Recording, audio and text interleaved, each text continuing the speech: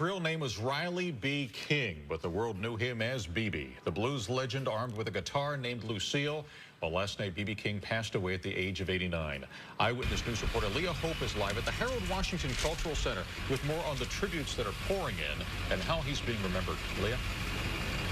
We're here at the center, which is at 47th and King Drive, but Chicagoans who've been here for a while know this used to be the site of the Regal Theater, which was a place BB King played many times and made that amazing record live at the Regal Theater that so many have listened to over the decades. So, of course, people are remembering him around the world and here locally, remembering his performances and, of course, the person. This is Lucille, one of the prized guitars of the late, great BB King.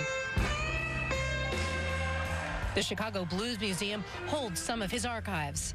That's the last great blues artist ever.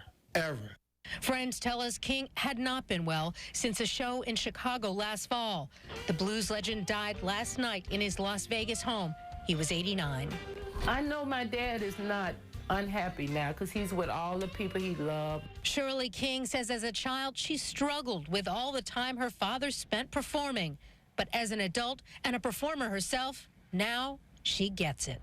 I had to think to myself as I got older, would I rather see my dad with a regular job, coming home every night, being a father and unhappy, or would I rather see that big old smile that he could always give you when he's on that stage?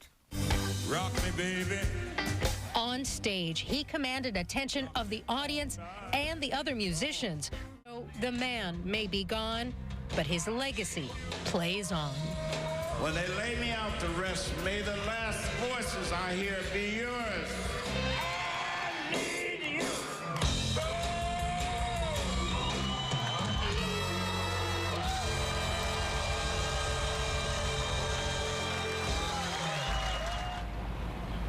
And you know there were many cheers like that when he performed here. This is from 1961. This was a show at the Regal Theater when it was 47th and South Parkway. It wasn't even King Drive. So much history here, and certainly it is a sad day for those who are close to them and for blues lovers and music lovers everywhere, but certainly his legacy lives on. He's influenced so many musicians, so we will continue to hear the King of the Blues.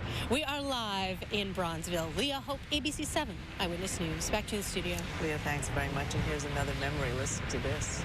Come on, baby, don't you want to go?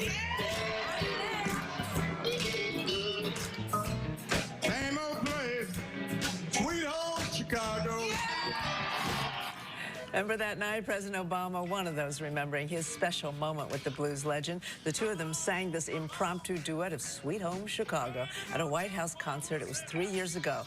You can see there Buddy Guy, Mick Jagger, some other stars also joined in the fun. And today, President Obama released this statement saying in part, I hadn't expected that I'd be talked into singing a few lines of Sweet Home Chicago with BB King by the end of the night, but that was the kind of effect his music had and still does. Still does.